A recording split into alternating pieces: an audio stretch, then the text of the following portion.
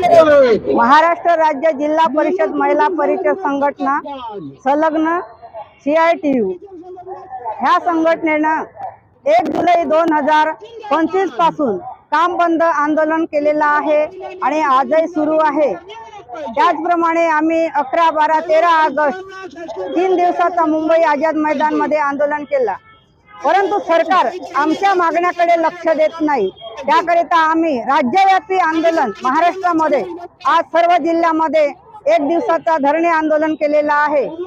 याच्यामध्ये जिल्हा लेवलचे जे प्रश्न आहेत आणि जिल्ह्यावरून जे शासनाकडे पाठवायचे आहेत, माननीय मुख्य कार्यकारी अधिकारी साहेब यांनी पाठवावं।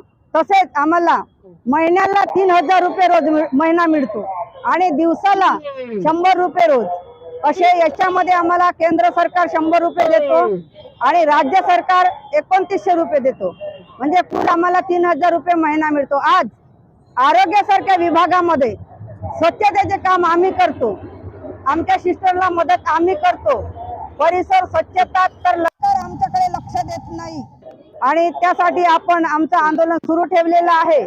यामध्ये सरकारने दखल घ्यावी, आम्हाला किमान वेतन 26,000 रुपये द्यावं।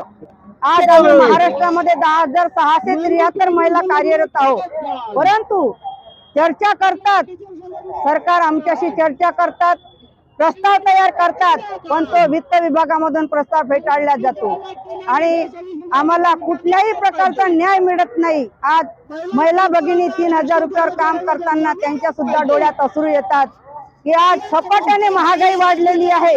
3000 मध्ये एक बाईचा उदरनिर्वाह होत नाही, तर आम्ही मुलाबाळांचा संरक्षण आणि पोट कसं भरायचं हा मोठा प्रश्न आमच्या समोर निर्माण झालेला आहे। सिलेंडरचे भाव वाढलेले आहेत, लाईट बिलाचे भाव वाढलेले आहेत, डाळीचे भाव वाढलेले आहेत। तर आपण जर जेवण करतो म्हटलं सकाळ संध्याकाळ, तर आम्हाला पोटभर जेवण सुद्धा वरण भात भाजी पोळी खाता येत नाही।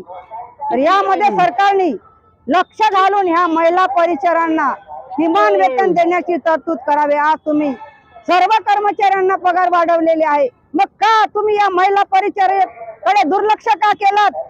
आणि आज तुम्ही घर बसले तुमच्या लाडक्या बहिणींना 1500 रुपये महिना देता आणि रात्र दिवस काम करून सुद्धा 3000 रुपये महिना देता तुम्ही। मग तुमच्या त्या लाडक्या बहिणी, आम्ही तुमच्या महाराष्ट्रामध्ये काम करणारे, आरोग्यासारख्या ठिकाणी काम करणारे, आम्ही तुमच्या सावत्र बहिणी का? म्हणून हा प्रश्न सरकारपर्यंत जायला पाहिजे आणि सरकारनं आमच्या मागणीचा विचार करून आम्हाला किमान वेतन द्यायला पाहिजे। यासाठी आमचा अजून आम्हाला तीव्र आंदोलन करण्याची वेळ आली, तरी आम्ही तीव्र आंदोलन करून रस्त्यावर उतरायची वेळ आली तर आम्ही रस्त्यावर उतरू आणि पुरा महाराष्ट्र आता पेटलेला आहे आंदोलनासाठी। ऑल महाराष्ट्रामध्ये आंदोलन सुरू आहे। जोपर्यंत आम्हाला न्याय मिळत नाही तोपर्यंत आम्ही आता शांत बसणार नाही।